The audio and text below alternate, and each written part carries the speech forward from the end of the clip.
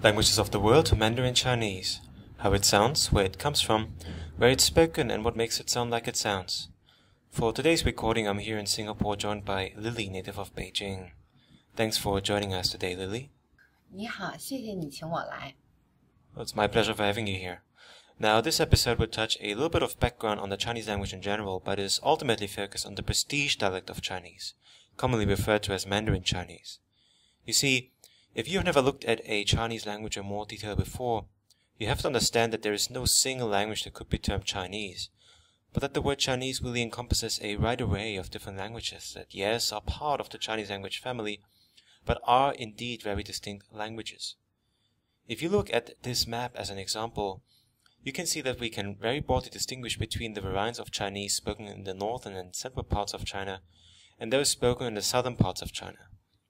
If I were to give you an analogy of an American, a British and an Australian meeting and talking with each other, they would speak different varieties of English, but those varieties are still mutually intelligible.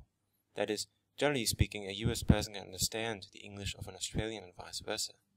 However, in Chinese that is absolutely not the case. A person from Beijing will be unable to understand, say, a person from Hong Kong, if both are speaking in their local tongue, which is Mandarin and Cantonese respectively. The difference between certain dialects within China are more akin to the difference between, say, Spanish and French than British and American English. We would be looking at very different languages, however, they could still be summarized under the label Chinese, as they share a common heritage, history, culture, and nationality. So, as you can see on this map, Mandarin is by far the most popular variety. If you were to sum up all Mandarin speakers worldwide, the number would almost reach 1 billion people, or 1/7 of the world's population that speak Mandarin as their native tongue. However, due to the vast area and number of people that are part of the Mandarin family, there are pronounced regional variations in pronunciation, vocabulary, and grammar, and many Mandarin varieties are not even mutually intelligible within themselves. Mandarin is now used in education, the media, and formal situations in both the People's Republic and the Republic of China. The standard can now be spoken intelligibly by most younger people in mainland China and Taiwan, with various regional accents. In Hong Kong and Macau, because of their colonial linguistic history, the language of education, the media, formal speech, and everyday life remains the local Cantonese, although Mandarin is gaining momentum here as well. The era of mass education in standard Chinese has not erased these regional differences, and people may speak the standard language with a notable accent. Also, as a side note, you will not necessarily find many speakers of Mandarin in the overseas Chinese communities, although this is also changing now. Traditionally, it is because most Chinese immigrants came from the southern provinces of China. In the US, for example, the most widely spoken dialect of Chinese is still Cantonese, and thereby the third most spoken language of the country after English and Spanish. Now, why is it called Mandarin Chinese? Well, the most likely explanation is that Mandarin comes from Portuguese. If you speak a Hispanic language, you will notice the word mandar, which means to order, lead, or govern.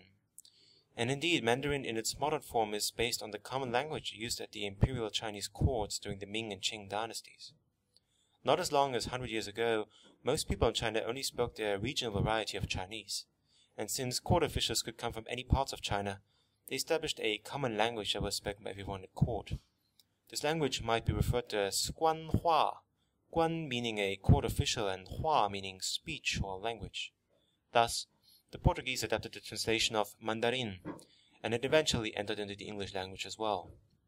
However, the Chinese themselves never refer to their own language as Guan Hua. In the People's Republic, it is most often referred to as Putong Hua, Putong meaning common or general, and Hua meaning speech or language. Thus, it is the common language.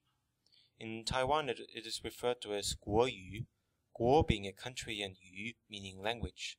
So it is the language of the country or national language. In Singapore and Malaysia, Chinese is referred to as Huayu, Hua being a generic character for everything Chinese, and Yu speech or language.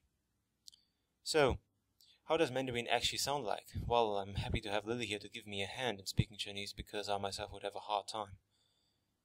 This is a text in simplified Chinese taken from a Baihua version of the Xi You Ji, the Journey to the West, one of the 4 great novels of the Chinese language. In English-speaking countries, The work is widely known as Monkey, the title used for a popular translation by Arthur Waley in 1942. This text is a Baihua version of the original, which means it is much closer to actual Chinese everyday speech. Remember, the original of The Journey to the West was written around 1592, so it will be written in Wenyan or literary Chinese, which is very different from Chinese that is actually spoken in the street. Thus, we decided to choose a Baihua version of the great classic as an example of the sound of the Mandarin language. 光阴似箭，日月如梭，500年弹指而过。到了大唐太宗李世民贞观年间，京城长安附近的泾河中有一个龙王。这一天，一个樵夫和一个渔夫在岸边对话，说是长安城西门街上有个算卦先生，算的卦百灵百验，让渔夫在哪里撒网，往往不落空。龙王得知此事，不由大怒，长期下去，河中的水族岂不被赶尽杀绝，就要到长安城去杀死那个算卦的。龙婆与众大臣拦下他，劝道：大王一去，必然挟云带雨，惊动上天，不如变成个秀才，到长安城访一访，访得实了再动手不迟。龙王依言，变成个秀才，来到长安西门街上，果然见一个算卦的，许多人围着他，听他给人算卦。这位先生就是当朝钦天监台正袁正刚的侄子，名叫袁守诚。龙王挤进人群，与袁守诚以礼相见。袁守诚问：先生问什么？龙王说：请你算算天气阴晴。袁守诚说：明天有雨。龙王又问：明日几时下雨？下多少雨？袁守诚说：明日辰时布云，几时发雷，5时下雨，未时雨足，共下3尺3寸零48点。龙王暗自冷笑说：你若算准了，我送你50两卦银；若算不准，我就砸了你的招牌，倒了你的卦馆，把你赶出长安。袁守诚说：有你，明天雨后你再来。 So, how does that sound to you? Well, if you have never heard an East Asian language before, you might just think it could be anything, Chinese, Korean, Japanese, who knows. But there are several distinct phonological features that make Chinese easy to identify when you hear it spoken. First, the most obvious characteristic, and the one that is known to most English-speaking people, is that Chinese is a tonal language. In Chinese, the usage of sounds does not just imply a change of impression such as in English, but it can literally change the entire meaning of a word. The same syllable with a rising tone can mean something very distinct from the same syllable with a falling tone. To give you an example, consider the often quoted syllable ma. Lily, could you explain that to us a little bit better? 在中文中有4种声调，还有一种轻声。我们以妈为例，一声是妈，英文的意思是 mother； 二声是马，意思是 num； 三声是马，意思是 horse； 四声是骂，意思是 to scold。 轻声是妈，通常用在句尾表示提问。